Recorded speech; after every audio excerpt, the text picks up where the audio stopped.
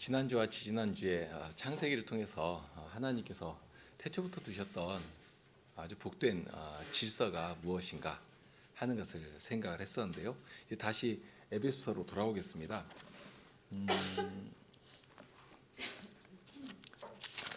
에베소서 5장 22절부터 33절까지인데요. 제가 읽겠습니다. 아내들이여 자기 남편에게 복종하기를 주께 하듯 하라. 이는 남편이 아내의 머리됨이 그리스도께서 교회의 머리됨과 같음이니 그가 친히 몸의 구주시니라. 그러나 교회가 그리스도에게 하듯 아내들도 범사에 그 남편에게 복종할지니라. 남편들아, 아내 사랑하기를 그리스도께서 교회를 사랑하시고 위하여 자신을 주심같이 하라. 이는 곧 물로 씻어 말씀으로 깨끗하게 하사 거룩하게 하시고 자기 앞에 영광스러운 교회로 세우사 티나 주름 잡힌 것이나 이런 것들이 없이 거룩하고 흠이 없게 하려 하심이니라. 이와 같이 남편들도 자기 아내 사랑하기를 제 몸같이 할지니 자기 아내를 사랑하는 자는 자기를 사랑하는 것이라. 누구든지 언제든지 제 육체를 미워하지 않고 오직 양육하여 보호하기를 그리스도께서 교회를 보양과 같이 하나니 우리는 그 몸의 지체임이니라. 이러므로 사람이 부모를 떠나 그 아내와 합하여 그 둘이 한 육체가 될지니 이 비밀이 크도다. 내가 그리스도와 교회에 대하여 말하노라. 그러나 너희도 각각 자기의 아내 사랑하기를 자기같이 하고 아내도 그 남편을 경외하라. 그 바로 앞에 있는 18절에 보면 사도는 성신의 충만을 받으라 하고 말씀하십니다. 다만 그러면 성신의 충만이라고 하는 것이 무엇이겠는가? 또는 성신의 충만이라고 하는 것은 우리의 삶으로 드러나는 것 아니겠습니까? 그렇다면 과연 성신 충만의 모습들은 어떠한 것이겠는가? 그리고 또 19절부터 보더라도 거기에 나오는 그 아름다운 시적인 언어, 정말 범사에 우리 주 예수 그리스도의 이름으로 항상 아버지 하나님께 감사하고 그리스도를 경외함으로 피차 서로 간에 복종하는 그런 일이 과연 가능하기는 한 것인가? 여기 피차 복종하라 하는 말씀은 소위 말하는 기존 질서를 넘어서는 모습인데요. 과격하게 표현하면 전복적이고 파괴적인 그런 가르침이기도 합니다. 실은 앞에서부터 사도가 전한 복음이 그런 것입니다.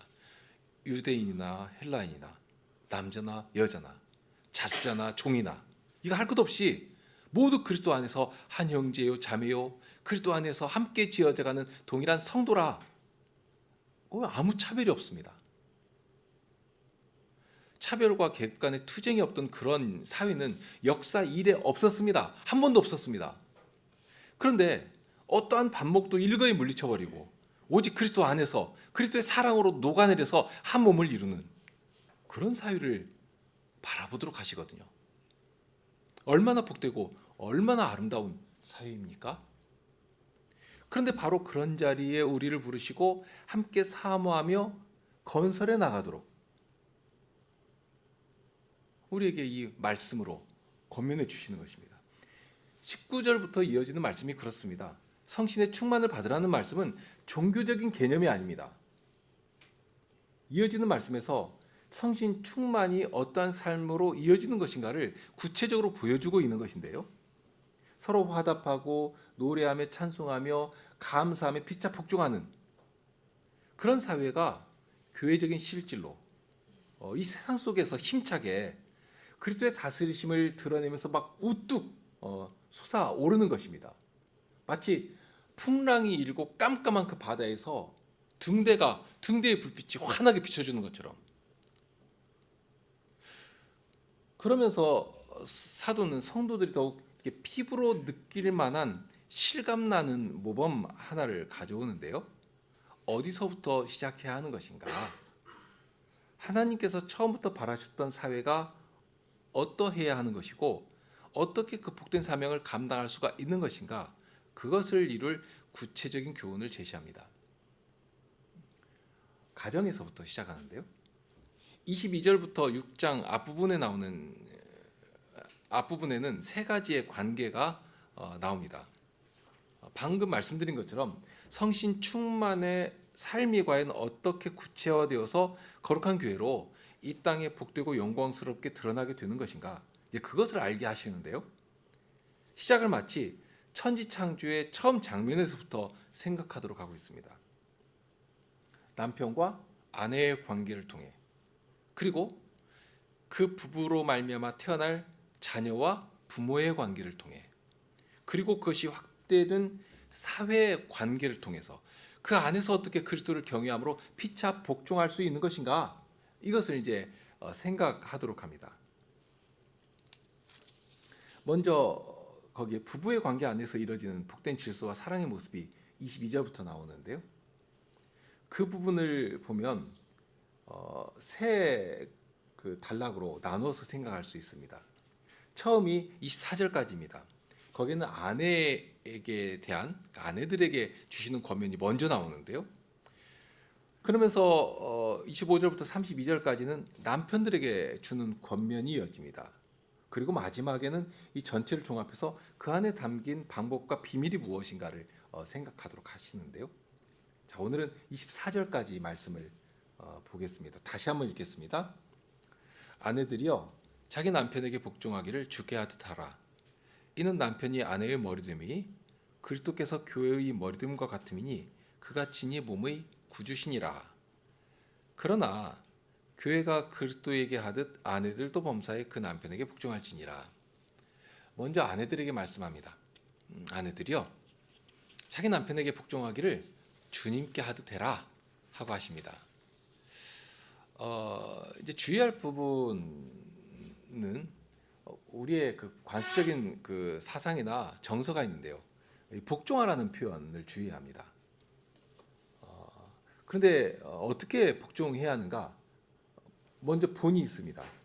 교회가 그리스도에게 하듯이 그렇게 복종해야 합니다. 그런데 그렇게 할 이유도 또한 말씀하시는데요. 그냥 복종해라, 무조건 따르라, 알 것 없다, 이것이 아니고요. 그럼 조건이 뭐냐? 그리스도께서 교회의 머리됨과 같이 남편이 아내의 머리가 된다 하고 하십니다. 그리고 여기에 나오는 표현 중에, 그리고 사실 이어지는 표현에서도 하나하나가 대단히 주의할 내용들이 담겨 있는데요. 지난주에도 말씀드렸지만 우리는 성경에서 쓰여지는 일상적인 용어 하나라도 세상에서부터 건져와야 합니다. 단어 하나라도 세례를 받아야 한다, 뭐 이런 표현도 하셨는데요. 그렇게 거룩한 나라에 사용할 만한 것으로 만들어야 합니다. 여기 이제 머리라고 하는 표현이 어떤 조건이나 근거처럼 제시되어 있지 않습니까? 그리스도께서 교회의 머리가 되시지 않느냐? 그런 것처럼 남편이 아내의 머리다 하고 말씀하십니다. 여기서 이제 우선 생각되는 점이 여기에 질서가 있다 하는 사실입니다. 사도는 고린도전서 14장 33절에서 이렇게 말씀하시는데요. 하나님은 어지러움의 하나님이 아니시오 오직 화평의 하나님이시니라. 그러면서 마지막 11장 40절에 가면 이렇게 말씀합니다. 모든 것을 적당하게 하고 질서대로 하라. 마치 삼위 하나님 안에서도 성부로부터 성자께서 영원히 나시는 것처럼, 또는 성씨께서는 성부와 성자로부터 영원토록 나시는 것처럼, 그렇게. 그러나 그것이 시간의 순서나 어떤 지위의 차별을 의미하는 것은 아니지 않습니까? 존재와 권능과 영광과 거룩하심이 동등하시고 동일하신 분이십니다. 그리고 무엇보다도 시간이나 이런 어떠한 것도 하나님의 그런 속성들을, 어떠하심을 제한하거나 규범할 수가 없는 것인데요. 그럴지라도 삼위 하나님 안에서 이루어지는 영원한 사랑의 교제는 그렇게 질서가 있고 단정하게 이루어져서 우리의 구원이 되시고 우리의 영광이 되신다 하는 사실입니다. 그러나 하나님께서 우리의 유익과 거룩한 나라의 영광을 위해서 질서를 부여하시고 그 안에서 우리로 하나님 안에서 이루어지는 복된 사귐의 자리에까지 이렇게 이르러서 참여하도록 해주시는 것인데요. 자, 그런 점에서 하나님의 나라인 교회도 질서가 있게 하시고요. 또 교회 안의 건강한 세포와 같은 가정 안에도 삼위 하나님 안에서 삼위 간에 이루어지는 질서의 사귐과 버금가는 그런 단정한 질서, 아름답고 복된 질서가 있게 해 놓으신 것입니다. 그러니까 통제하고 억압하는 질서, 그런 질서를 말하는 것이 아닙니다. 생명의 역동하는 능력이 온 우주에까지 가득하게 퍼지도록 만들어가는 그런 질서를 지금 말씀드리는 것입니다. 자, 교회의 머리라고 했는데요. 그러면 이 머리라고 하는 것이 무엇인가 하는 것입니다. 보통 우리가 일상에서 그냥 머리라고 하면 우두머리 또는 어떤 집단의 수장 이런 것을 이릅니다. 우리가 조직사회에서 상명하복의 위계 질서가 강하게 드러나는 단체의 수장을 보통 머리라고 합니다. 보편적으로 사용하지 않아요. 대통령도 머리라고는 못하죠. 심지어는 왕도 머리라고는 못합니다. 그런 의미로 머리라고 하면 그만큼 강력한 통제와 어떤 굴림의 의미를 가집니다. 그래서 보통 생각하더라도 머리는 명령하고, 그러면 명령하면 몸은 어길 수가 없이 그냥 그대로 맹목적으로 따르는 것 아니겠습니까? 만일 몸이 머리가 시키는 대로 하지 않고 자기 멋대로 움직인다고 생각해 보십시오. 그러면 이 몸이 멋대로 움직이는 것을 참 자율적이다, 자유롭게 행한다, 이렇게 말하는 것이 아니지 않습니까? 오히려 그 몸이 병이 들었다, 이렇게 말을 합니다. 그만큼 몸은 머리가 내리는 명령에 무조건 순종해야 합니다. 자, 그런 식으로 이제 머리라는 말이 쓰이니까요. 그래서 보통은 어떤 사람에 대해서 머리라 하고 말하면 왠지 이렇게 탐탁지가 않고 거부감이 먼저 생겨버립니다. 억압하고 짓누르는 이미지. 그래서 어떤 사람을 네 우두머리야 이렇게 말하면 내가 무엇 때문에 종이나 짐승처럼 그 사람 말에 복종해야 하느냐 하는 그런 생각부터, 그럼 어떤 거부감이나 반발심부터 탁 튀어나옵니다. 자, 그러면 여기 머리라고 하는 표현이 그런 식의 의미인가? 물론 그런 의미가 전혀 없는 것은 아닙니다. 다만 그보다도 더 핵심적이고 중요한 의미가 여기 이 머리라고 하는 그 단어에 담겨 있습니다. 자, 그 힌트를 어디서 찾을 수가 있는가 하면 그 다음에 나오는 그리스도께서 교회의 머리라고 하시면서 친히 그 몸의 구주시다 하는 말씀을 하시거든요. 그러니까 몸은 머리로 말미암아 구원을 얻게 됩니다. 그러니까 머리는 머리에 연합되어 있는 몸의 구주가 되어 있습니다. 보통 헬라어로 어떤 권위의 행사나 강력한 통치력, 그런 의미를 담아 쓰이는 단어가 아르콘입니다. 그런데 여기 머리라고 할 때는 발레라고 하는 단어가 쓰이거든요.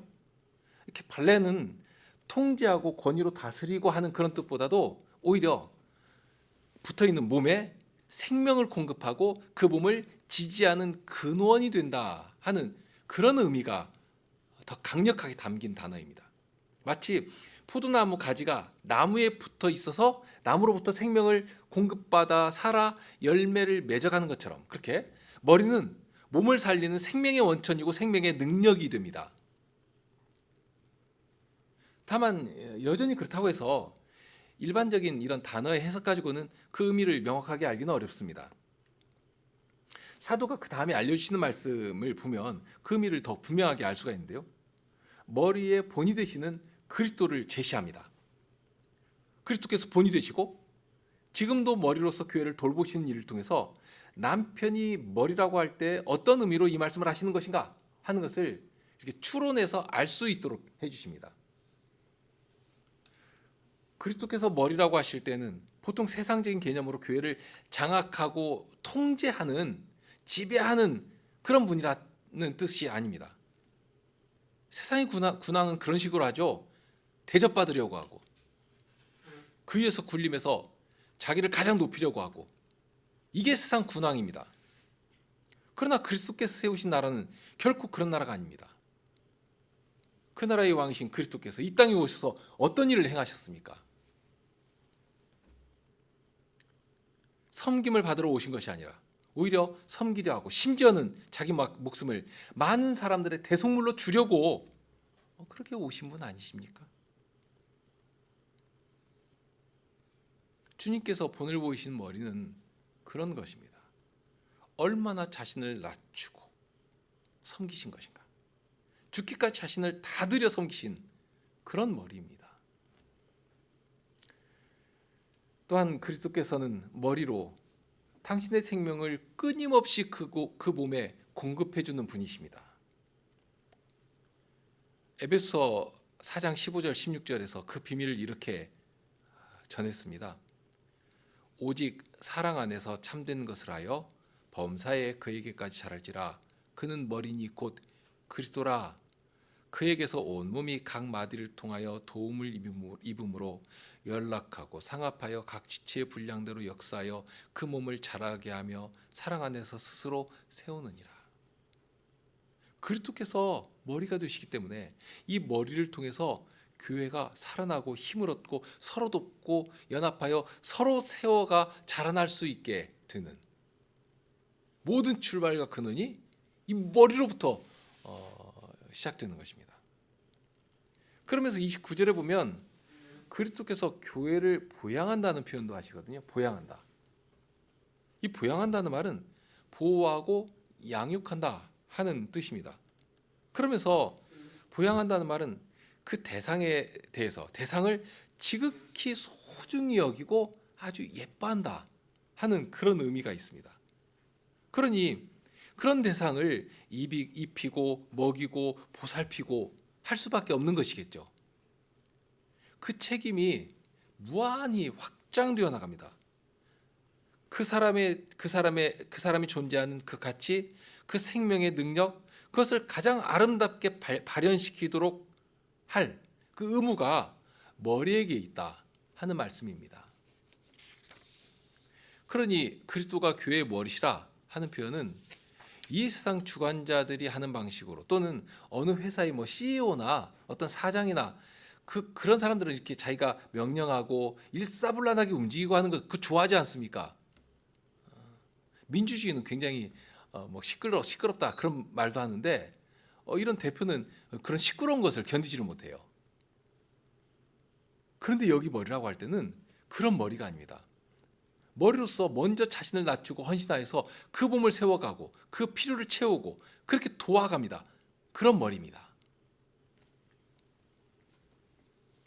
고린도전서 11장 3절에 보면 남자가 머리됨을 이렇게 또 가르쳐 주시는데요.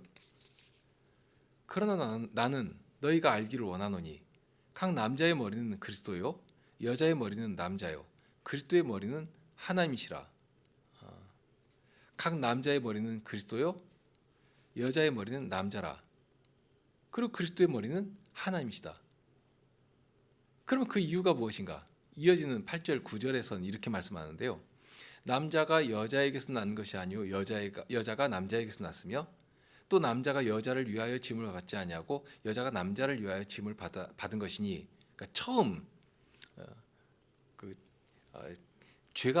죄의 오염이 아직 그림자도 드리워지지 않았던 그 처음부터 하나님께서 내신 질서를 들어가지고 그 이유를 밝혀주고 있습니다. 하나님께서 첫사람으로 남편 아담을 지으셨죠. 그리고 그를 돕기 위해서 여자 사람을 지으십니다. 먼저는 여기에 차서가 있어서 남자가 앞서갑니다. 남자를 머리로 지으셨다는 것은 그 이후에 나는 모든 것들을 대표한다 하는 의미가 있습니다.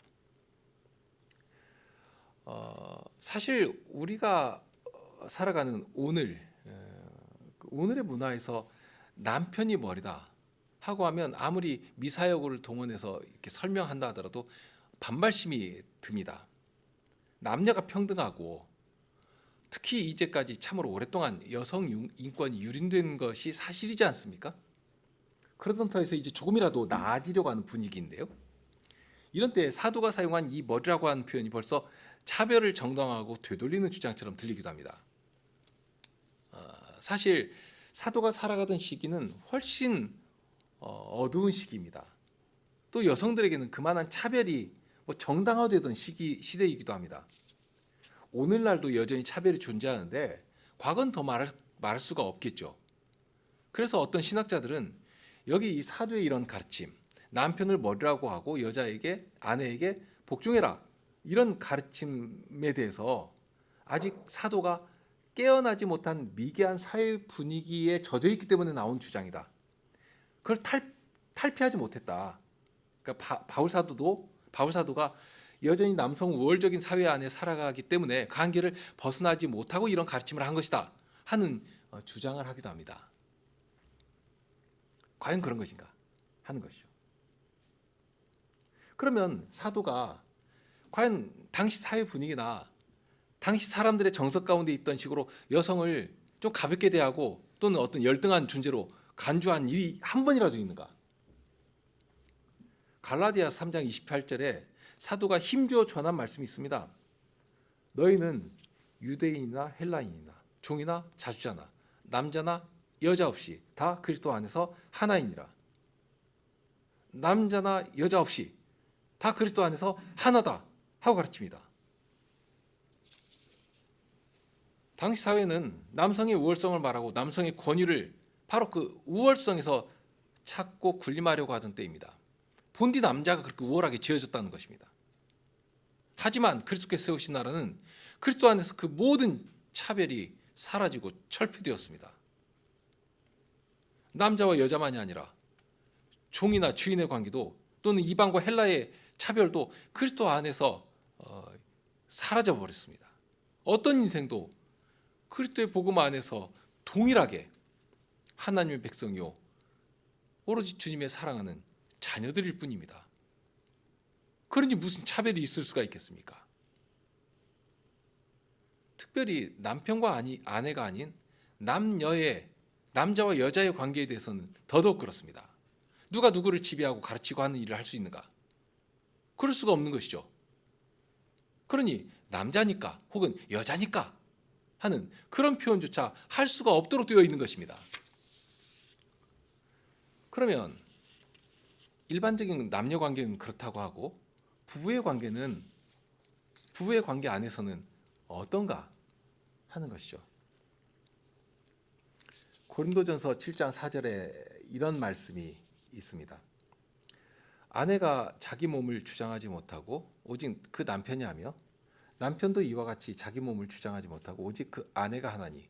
전에 이제 고린도전서를 배우면서 살핀 말씀이기도 한데요. 자, 이 말씀은 참 동등하지 않습니까? 여기서 누가 남녀 차별을 꺼낼 수가 있겠습니까? 특히 남편과 아내의 관계에서도 동일하지 않습니까? 지금 지위와 이치가 동일하거든요. 오히려 다만 거기에 질서가 있고 중요한 원칙이 담겨 있는 것을 보는데 어떤 차별도 있을 수가 없고요. 그러면서 더욱이 결혼을 한 후에는 남편이라고 해서 자기 몸을 자기 마음대로 주장하는 것이 아니라 누가 주장하는 것인가? 아내가 주장하는 것이 합당하다 하고 말씀하셨습니다. 특히 이 구절은 부부의 관계를 가르치면서 하신 말씀인데 그 앞에서 하신 말씀에 보면 남편은 그 아내에게 대한 의무를 다하고 아내도 그 남편에게 그렇게 할지라 하고 하였습니다. 그러면서 그 말씀 후에 서로 분방하지 말라. 다만 기도할 틈을 얻기 위하여 합의상 얼마 동안은 하되 다시 합하라 하고 부부의 마땅히 해야 할 책임이 있고 도리가 있다. 이거 구체적으로 가르쳐 주신 것입니다. 결혼했으면서도 나는 나고 넌 너라고 하는 그런 세상의 가치와 사상에 틈을 내주면 안 됩니다. 한 몸을 이룬다고 할 때는 이론이나 정서만 그런 것이 아니라 여기 이 말씀대로 몸까지라도 남편의 육체까지라도 오히려 아내가 주장하는 것이고 아내의 몸까지라도 남편이 주장해야 하는 그런 관계가 부부입니다. 그러면서 함께 가는 원칙이 있는데요. 당시 사회 관습에서 보면 가장인 남편이 어떤 종교를 믿게 되면 아내는 물론이거니와 그 가정 전체가 그 안에 있는 종들까지라도 모두가 그 가장의 종교를 따르게 되어 있습니다. 그런데 고린도전서 7장 15절에 보면 혹 믿지 아니하는 자가 갈리거든 갈리게 하라. 형제나 자매나 이런 일에 구속을 받을 것이 없느니라 하고 말씀합니다. 그러니까 지금 교회 안에 들어온 형제와 자매 가운데 남편이 혹은 아내가 믿지 않는 그런 일이 있다는 것이죠. 이 현실인 것입니다. 물론 이 갈리게 한다, 갈리게 하라고 했으니까요. 갈린 후에는 남자든지 여자든지 다시 새로운 사람과 혼인해서 간음죄를 범하는 그런 일이 있게 하지 말아라 하는 권면의 말씀도 있는데 이어지는데요. 그러니까 이미 한 사람과 부부가 되었으니까 이혼했을지라도 다른 사람과 합한다면 그것은 간음죄를 범하는 것이다 하는 말씀입니다. 다만 하나님을 믿지 않는 상대와 그 믿지 않는 일 때문에 결혼 생활을 계속 유지할 수가 없고, 그러니 이혼할 수밖에 없는 그런 가슴 아픈 상황이라면, 그렇다면 갈라지게 할 수가 있겠다. 갈라지도록 해라. 다만 그 일에 있어서도 보면 남자나 여자나 차별이 없다 하는 것을 발견하게 됩니다. 이와 더불어서 이제 생각할 것은, 그러면 남편이 혹은 아내가 하나님을 믿지 않으니까, 그러니까 그것을 이유로 해서 갈라서는 것이 능사인가? 그런데 이 말씀을 하기에 앞서서 사도는 이런 교훈을 하십니다. 14절에 보면 믿지 아니하는 남편이 아내로 인하여 거룩하게 되고 믿지 아니하는 아내가 남편으로 인하여 거룩하게 되나니 그렇지 아니하면 너희 자녀도 깨끗하지 못하니라. 그러나 이제는 거룩하니라. 이 동일한 가르침을 베드로 사도도 하고 있는데, 베드로전서 3장 1절에 보면 아내 된 자들아 이와 같이 자기 남편에게 순복하라. 이는 혹 도를 순종치 않는 자라도 말로 말미암지 않고 그 아내의 행위로 말미암아 구원을 얻게 하려 함이니 하고 가르쳤습니다. 자, 이 말씀을 좀 오해해 가지고 아내가 잘 믿으면 남편이 아내 덕분에 구원받는다 하는 그런 말씀은 아닙니다. 다만 아내의 행실을 보고 남편이 그 행실 가운데서 그리스도의 빛을 보며 자신의 죄를 깨달아 그 빛 앞으로 나오는 그런 일이 있을 것을 말씀하신 것입니다. 이것이 사도를 통해 전해주신 주님의 약속입니다. 그러니까 이런 약속을 의지하고 기도하며 소망 가운데서 선한 행실을 보일 것을 말씀하신 것입니다. 당시 사회는 태생이 아예 이기적인 사회이기 때문에요. 이 말씀을 듣는 어떤 사람도, 그 교인들 가운데 어떤 사람도 어릴 때부터, 우리 안에는 유아 세례 받은 그런 우리 자녀들이 또 많고 한데요. 어릴 때부터 믿는 사람이 한 사람도 없던 때입니다. 그렇죠? 이제 막 복음 듣고 믿는 그런 때입니다. 그러니까 교회의 교인이 되었어도 전에는 모두 다 우상 숭배의 자였는데, 복음을 듣고 이제는 누구라도 남편이든지 아내든지 한편에서 먼저 믿고 혹시는 이제 가족까지라도 다 믿게 되는, 그렇게 되던 때 아닙니까? 그러니 자칫 이 갈라서게 해라, 이 말씀을 근거로 해가지고 혹시라도 오늘날 믿지 않는 사람과 갈라질 수도 있고, 또는 반대로 믿지 않는 사람도 혼인할 수가 있지 않겠는가, 이렇게 주장하는 그 주장의 근거로 들면 안 됩니다. 그런 말 많이 들을 수 있죠. 내가 사귀는 사람이 믿지는 않지만 너무 좋고 또 내가 너무 사랑하니까 이 사람 내가 결혼해가지고 꼭 전도하면 되겠다 하는 그 근거로 이 말씀을 가져오면 안 된다는 말씀입니다. 사도는 어찌 그리스도와 벨리알이 같이 할 수 있느냐 하는 굉장히 극단적인 표현 아닙니까? 그렇게 불신자와의 혼인을 경고했습니다. 다만 그럴지라도 우리가 다 약한 자들 아닙니까? 알지만 넘어지는 일이 있는 것입니다. 그러니 혹시 믿지 않는 사람과 부부가 되었다면 믿지 않는 것을 핑계로 순종하지 않을 근거로 삼지 말고 아내인 경우에 남편에게 순종하고 존경하는 선한 행실을 보여라 하고 권면하신 것입니다. 이것은 남편에게도 동일하게 요구되는 권면 아니겠습니까? 그러니까 사도는 당시 사회의 영향 속에서 어떤 막힌 사고방식으로 이런 가르침을 한 것이 아니라는 말씀입니다. 오히려 새로운 나라의 새로운 질서를 가르친 말씀입니다. 그 가르침은 당시 사회 속에서는 실로 혁명적인 내용이었습니다. 아내가 남편과 어떻게 동등할 수가 있는 것인가? 당시 요세푸스 같은 사가는 여자는 천성적으로 열등한 존재이고 남자에게 귀속이 되어서 남자의 수하에 있을 때에서야 비로소 가치가 있게 되는 그런 나약한 존재다, 이런 가르침을 서슴없이 했고 사람들이 다 인정하던 때입니다.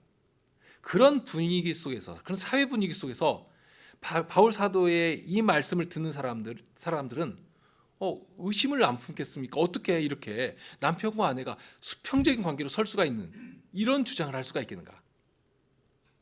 그러나 그것이 주님 안에서 하나 된 백성이 본질적으로 가지게 된 신분이고 자격이었습니다. 그래서 아무리 세상은 뭐라고 말할지라도 오직 주님의 가르침에 순종하고 나간 것이고요. 그렇게 전혀 새로운 세상과 구별되는 그런 복된 사회가 건설되어 나간 것입니다. 다만 그러면 이제 평등하니까 너나 나나 똑같다 이렇게 말씀하신 것이 아니고 거기에 하나님께서 처음부터 내신 질서가 있다 하는 사실을 가르쳐 주십니다. 하나님께서 남자와 여자로 구분해서 지으신 것은 이 관계를 통해서 하나님께서 이루실 거룩한 나라를 건설해 가기에 아주 유용하도록 해놓으신 일입니다. 그리고 거기에 한 사람은 머리로 직분을 수행하게 하셨고 한 사람은 돕는 배필로 함께 사명을 이루도록 하셨습니다. 말씀드린 것처럼 강압하고 군림하는 머리가 아닙니다. 그리고 그런 다스림에 굴종적으로 복종하는 것이 돕는 일이 아닙니다. 머리라고 할 때는 그리스도께서 당신을 주시듯이 그렇게 섬기고 자신을 다 들여 사랑하고 그렇게 주께서 원하시는 가정을 이루고 교회를 이루고 한 사회를 이루도록 주신 직분적인 지위입니다. 주님께서 주신 직분입니다. 그리고 바로 그 일을 위해서 아내에게 돕는 배필로서 남편에게 복종할 것을 요구하십니다. 여기 복종이라는 말도 주의해야 하고요. 돕는다는 말도 그런데요. 우선 복종도 그렇고 돕는 것도 그렇습니다. 결코 수동적이지 않습니다.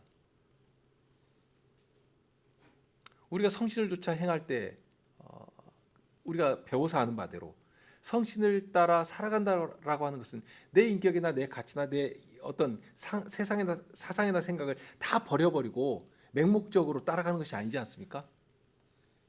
주께서 말씀하시고 그 말씀을 내 안에서 일으켜 주실 때 기쁨으로 열정을 다해서 그 말씀을 쫓아 살아가는 것. 그러니까 여기 복종한다 또는 돕는다 하는 말도 그렇습니다. 수동적이고 뒤따라가는 그런 후발적인 그런 복속적인 의미가 아닙니다. 돕는다는 표현을 보더라도 시편 70편 5절에 보면 하나님을 가리켜서 돕는 분이라고 표현하거든요. 돕는다는 것은 그런 것입니다. 나는 가난하고 궁핍하오니 하나님이여 속히 내게 임하소서. 주는 나의 도움이시오. 나를 건지시는 자시오니 여호와여 지체치 마소서.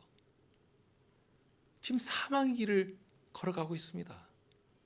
그럴 땐 나의 도움, 나의 힘은 누구신가? 바로 하나님께서 나의 도움이시다. 그런 하나님을 무슨 조수노릇 하는 분으로 생각할 수가 있겠습니까? 오히려 여호와의 도움은 주도권을 가지고 적극적으로 그 일에 참여하는 주체적인 도움입니다. 생명의 능력이고 힘이 되는 것입니다. 그것 아니면 살 수가 없는. 그래서 시편 54편 4절에도 보면 하나님은 나의 돕는 자시라. 나의 돕는 자시라. 주께서 내 생명을 붙드는 자와 함께 하시나이다. 나의 도움이신데 내 생명을 붙드는 자와 함께 하신다. 그러니까 결국 이 돕는 분, 이 하나님의 도움에 나의 살고 죽는 일이 결정된다. 그것이 나에게 달린 것이 아니라 이 돕는 분에게 있다. 그 주도권이 그분에게 있다 하고 고백하는 것입니다. 이게 도움입니다. 계급 사회, 특히 한국 유교적인 풍토에 담긴 장유유서나 부부유별이나 이런 개서 의식을 가지고 이런 단어를 이해하면 안 됩니다. 여기서 말하는 돕는 것은 직분의 구별이고요. 질서 안에서 이루어지는 역할의 구분입니다. 그러니까 남편은 남편의 자리에서 해야 할 일이 있는 것이고요. 그런데 해야 할 그 일을 혼자서는 할 수가 없는 것입니다.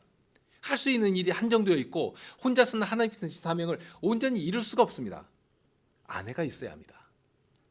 그래서 아내의 자리에서 남편이 바라보는 그 사명을 함께 바라보며 전진할 때에 비로소 돕는다 하는 일이 성립되는 것입니다. 남편의 생활 따로 있고 아내의 생활 따로 있고 또 남편의 주머니 따로 있고 아내 주머니 따로 있고 하는, 이걸 뭐 현대사회에서는 너무 당연하죠. 그러나 그것은 주님께서 세우시는 가정과는 괴리가 있습니다. 모든 일에 소소한 일 하나까지라도 아내와 혹은 남편과 함께 할 수 있고 함께 참여해야 합니다. 하나님께서 남편을 가정의 머리로 주셨습니다. 그 사실을 인정하고 아내는 남편에게 복종해야 합니다. 하나님께 세우신 가정의 질서를 바로 생각하고 남편의 권위를 인정하면서 남편의 지도를 따라 순종하는 것이 하나님을 경외하는 사람의 바른 태도입니다. 다만 여전히 한 가지 의문이 들 수도 있습니다. 그러면 남편에게 이렇게 복종하라고 했는데요, 존경하라고도 했고요, 심지어 경외하라는 표현도 나오죠. 그러면 남편이 기꺼이 복종할 만큼 존경할 만한 위인인가? 그런 인간도 아닌데 어떻게 복종할 수가 있겠는가? 이 존경이라고 하는 것, 또 순종이라고 하는 것은 좀 억지로 나오는 것이 아니지 않습니까? 성경에서 가르치는 순종의 개념이 그러니까요. 자원하는 심정으로 아주 기쁘게 열정적으로 그 일을 하는 게 이게 복종이고 따르는 것이고 존경이고 경외하는 것인데요. 현실적인 물음 아닙니까 이게? 자, 이 질문에 대해서 우리는 결혼할 대상에 대해 먼저 무엇을 최우선으로 이렇게 세워야 하는가, 생각해야 할 것인가 하는 것을 살펴야 합니다.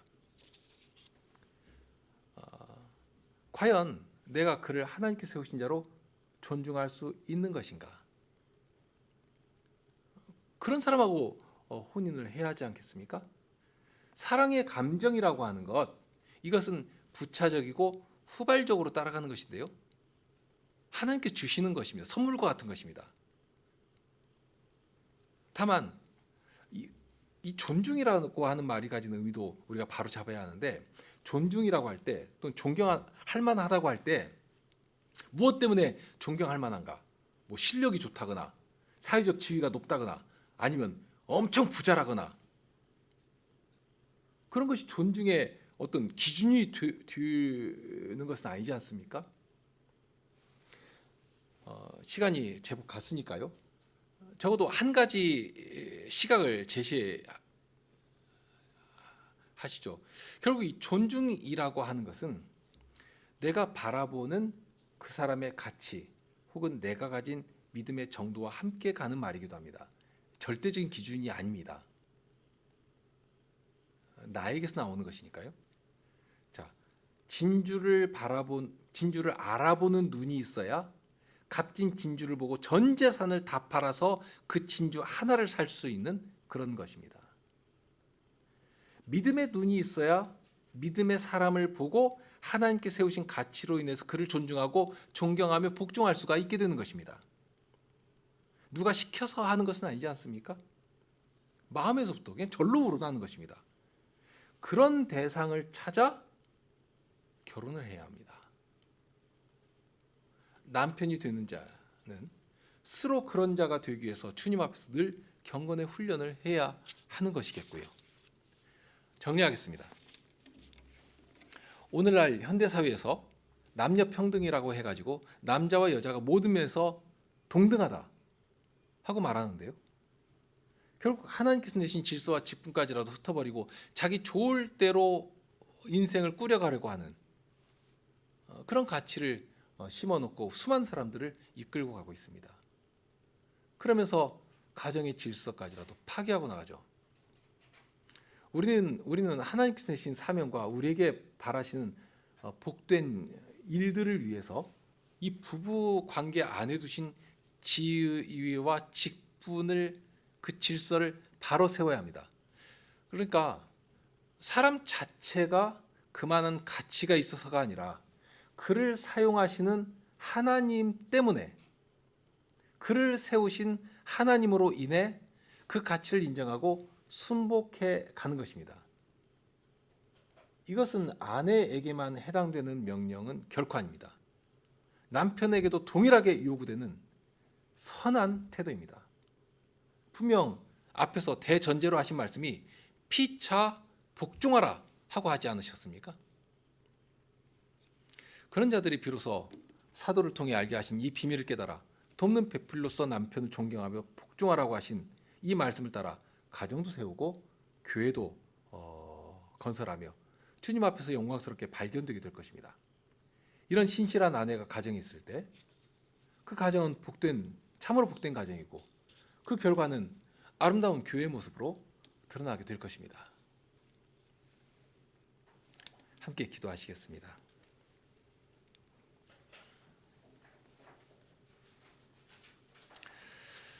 저희를 참 아무것도 아닌 그런 자들인데 주님의 복음으로 부르시고 더구나 함께 거룩한 교회적 사명을 감당하도록 하실 때에 제 안에 복된 관계와 질서를 허락하셔서 그 질서로 말미암아 주님 나라를 더 유능하고 더욱 복되게 지지하며 건설해 가도록 해주셨습니다.